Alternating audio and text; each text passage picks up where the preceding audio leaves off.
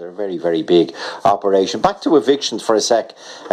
Colin Halloran is on the line. Colin, good afternoon. Good afternoon, yeah. You say, good, you're North Strand in Dublin, there near Croke Park, for people from outside the capital who have occasion to come to Croke Park, which excludes most Kerry people at this stage. They seldom get a chance to get a croaker these days. But in North Strand, do you say you've spotted loads of boarded up council houses and flats? Of course, yeah. There's a big flat place around the corner that I pass most every morning with me missus if we're going out to the family and swords and so forth. And I do count them actually. At one stage there was 7.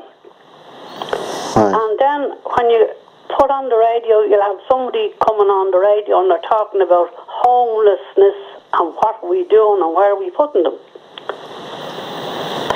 Now, are you there? Loud and clear, yes. Yeah. Well, you see, when I hear all this and I'm listening, yeah, and I go back to Kylemore Road in 1960. All right. When my family were evicted. Okay. From Kylemore Road. Yeah. And the reason why was that Collie thought he had nothing to do but go out and get his old van and try and make a few shillings. But you were evicted for not being able to pay the rent. Oh no. You see, this is why I'm very happy. Do you know something? You've a good perception. That's a good word, isn't it? Yeah. But I don't know what it means, but I heard somebody saying it. The fact of the matter is, we were evicted from Kylemore Road in Ballyfermot, and the majority of people think Asher is worth paying your rent, because that's the only reason you got evicted. I know. Yeah, well, the reason we were evicted was because I lived with my mother and father and my 6 brothers on Kylemore Road, but I had different ideas. I had to make a shilling somehow or other, and I was selling. In other words, I commandeered an owl van. All right. Well, the legendary Collie's van, yeah, it was legendary. Exactly. Yeah, okay. Well, it eventually became Collie's van. Okay. But do you know how many vans I had there?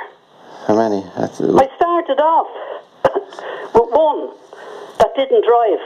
I bought her off a fella on the Crescent. If you know Ballyfermot Crescent. Yeah, I do. 25 quid. Had her outside, not in the garden. Okay, I'm outside on the road. It's too long of a story to explain. Yeah, will you get to the point, Collie? Yeah. You're No, I take. Okay.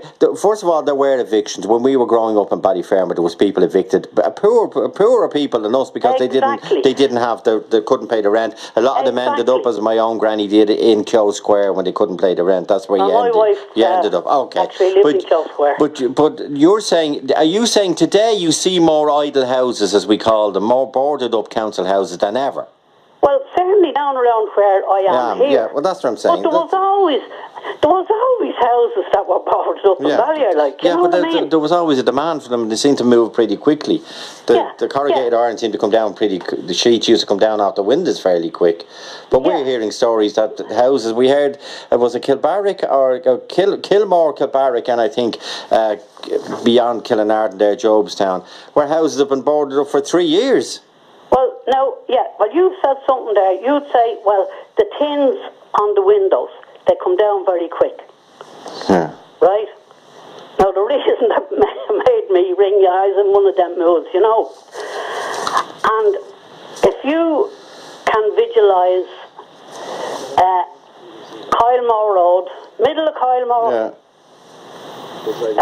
copper on a motorbike, God rest him, poor Father Healy, a quiet little saintly man, and we had been evicted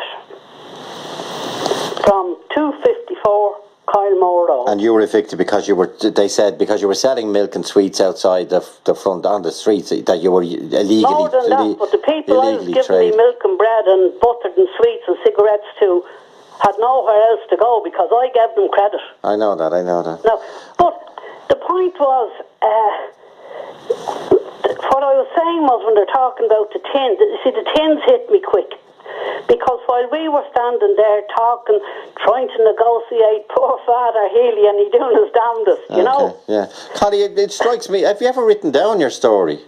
I keep threatening. Well, do it. You should do it. But most importantly, I'd like to stress people being irrespective of whether it was for rent or... I know, it's an awful sight. You know, they could have evicted... Dublin Corpo could have... I hate them. Anyway, Dublin Corpo could have evicted you for having a dog. Did your family have a dog? No. Well, we all know people that were evicted, including my own granny. So I mean, it's an awful stigma, and it's an awful thing to visit on any family, and that's why I think you're right, Collie. Fair play to you, and thanks. That's why. I don't want to delay it too much, but what I'm trying to say is, I was standing there knowing that because what I was trying to do to make things a bit better was causing this. Anyway, it was done, and the corpo sent up the lorry. We were standing out at the edge of the road, and the tins were pulled out, and they hammered the tins up on the windows. Corrugated sheets, and they boarded it up, And on the windows and on the door, and we standing there. Okay. Well, I tell you, each nail that went in, I felt it. But we got over it. Okay. And I went back up to Ballier for years and years and years. And every time I drove up, I said to myself, Collie, that's one up for you. Yeah, because I was only one thing. I've served me people in Ballier. I know that. And I'm very proud of it. Okay, and when anybody says Ballyfermot, I tell you, I nearly got the digs for saying it when I get up and say. You stand up, you're right. But Collie, you gave a great service at Ballyfermot as well, and you should remember, by the way, finally, thanks Collie, and all the people who ran the vans and all the different, I don't know if they're a phenomenon or outside of Dublin, they were certainly a phenomenon in Dublin suburbs, mainly because when they built these massive estates like Ballyfermot, they didn't build enough shops. People were miles from shops, and people like Collie saw an opening and provided the service by setting up a van. There was one famous one in Cabra as well, provided a great service as well. Okay, back after this. Thanks, Collie, Desmond O'Halloran, 51551.